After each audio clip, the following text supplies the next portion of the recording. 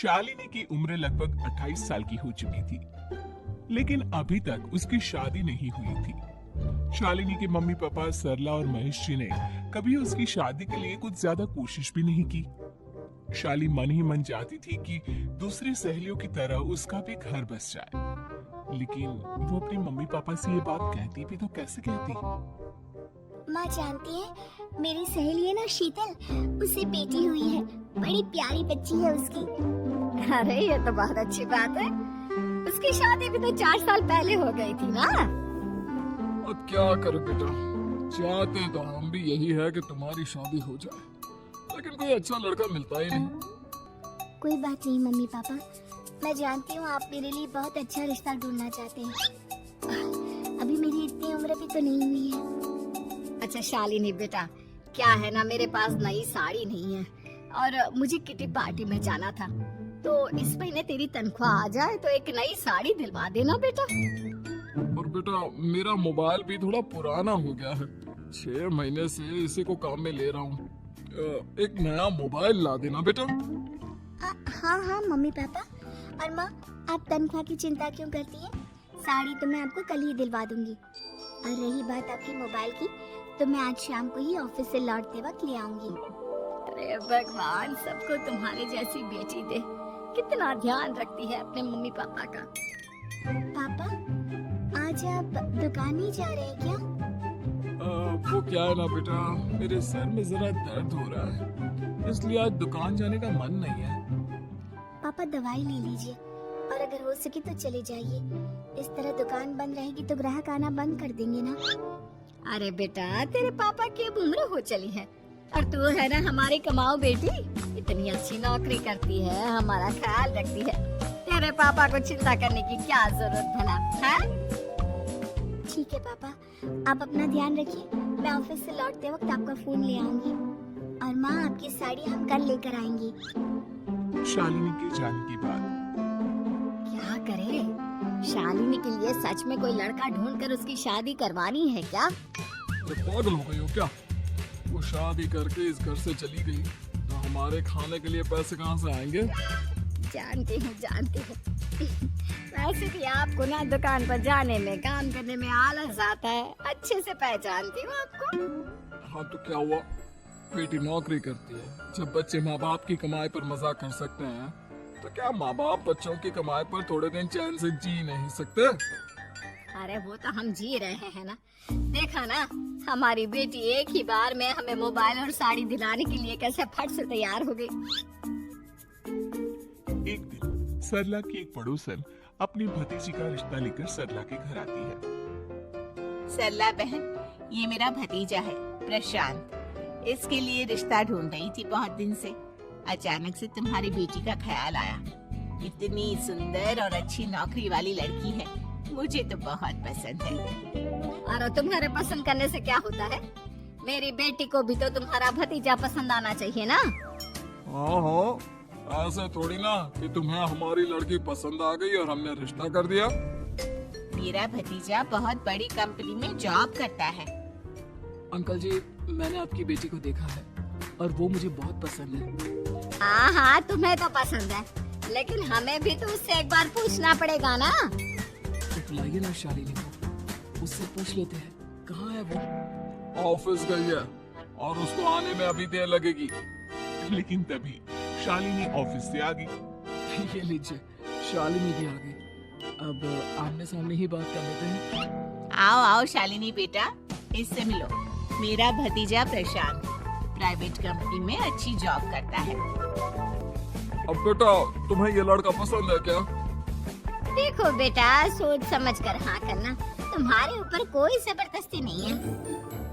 Mummy papa, प्रशांत की job और उसकी बातें सुनकर मुझे तो काफी अच्छा लगा। मैं उससे शादी करने के लिए तैयार हूँ। ये लो, सारा मामला यहीं के यहीं निपट गया। लड़का और लड़की राजी हैं, तो अब हमें क्या। सरला की पड़ोसन और प्रशांत वहाँ से चले जाते हैं। अगले दिन क्या हुआ मम्मी पापा, आप इतने उदास क्यों लग रहे हैं? वो क्या है ना बेटा, तुमने शादी के लिए हाँ कर दी उस लड़के के साथ। तो क्या हुआ माँ, उस लड़के में कोई खोट है क्या? आपको वो पसंद नहीं? अरे नहीं नहीं बेटा, जिसमें तुम्हारी खुशी उसमें हमारी खुशी। हमें भी लड़का पसंद है। तो फिर क्या बात है? अगर कुछ भी है तो आप मुझे बता सकते हैं। तुम्हारी माँ ये सोच सोच कर परेशान है कि तुम्हारे बाद हमारा क्या होगा। तुम हमारी इकलौती बेटी हो, हमारा बुढ़ापा कैसे कटेगा। अब बेटा हम अपने बारे में सोचकर तुम्हें जिंदगी पर शादी करने से रोक तो नहीं सकते ना। जाओ तुम अपनी जिंदगी में खुश रहो, हमारा क्या है, जैसे तैसे जी लेंगे। हाँ बात तो सही है बेटा, कैसे भी करके मैं दुकान का काम कर लूंगा। तुम और प्रशांत शादी करके खुश रहो। अपने माँ बाप की बात सुनकर शालिनी काफी दुखी हो जाती है। उसे लगने लगता है कि वाकई में उसकी शादी हो जाने के बाद उसकी माँ और बाप का ख्याल कौन रखेगा, और यही सोचकर वो एक दिन प्रशांत से मिलती है। देखो प्रशांत, तुम मुझे बहुत पसंद हो, लेकिन मैं चाहकर भी तुमसे शादी नहीं कर सकती।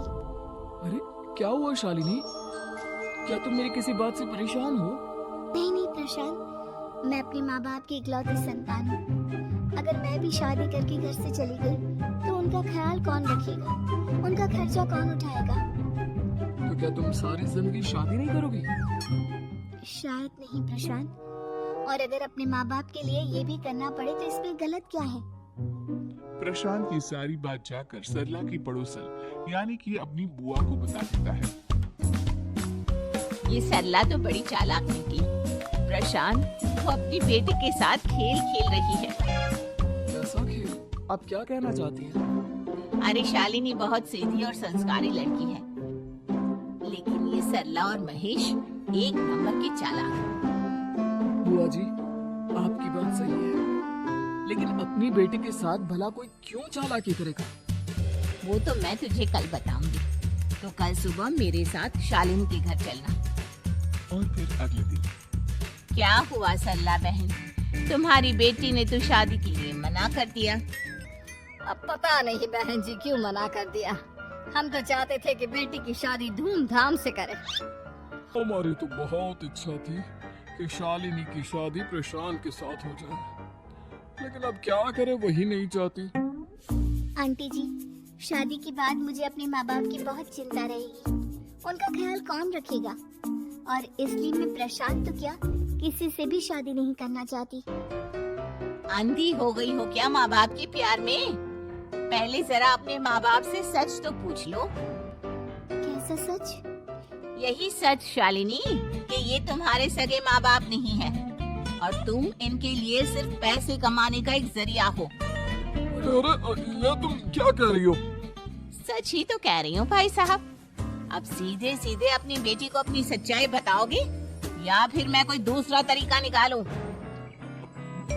हमें माफ कर दो शालिनी, वो क्या है ना, हमारी कोई औलाद नहीं थी और जब तुम छोटी थी तो हमने तुम्हें गोद ले लिया था। तो इस नाते तो मैं आपकी बेटी ही हुई ना।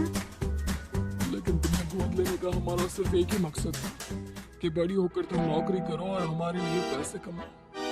क्योंकि तुम्हारे पापा को काम करने में बहुत आलस आता है, और ये सच है कि हम ही नहीं चाहते थे कि तुम्हारी कभी भी शादी हो। कोई बात नहीं मम्मी पापा, आपने मुझे गोद लिया, पाल पोस कर बड़ा किया। भले ही उसके पीछे आपका कोई भी इरादा सही, लेकिन मैं आपकी बेटी हूँ। शादी तो मैं प्रशांत के साथ कर लूंगी, लेकिन उसके बाद भी जिंदगी भर आप दोनों का ख्याल रखूंगी। शालिनी की बातें सुनकर सरला और महेश को अपनी गलती का एहसास होता है और वो उससे माफी मांगते हैं।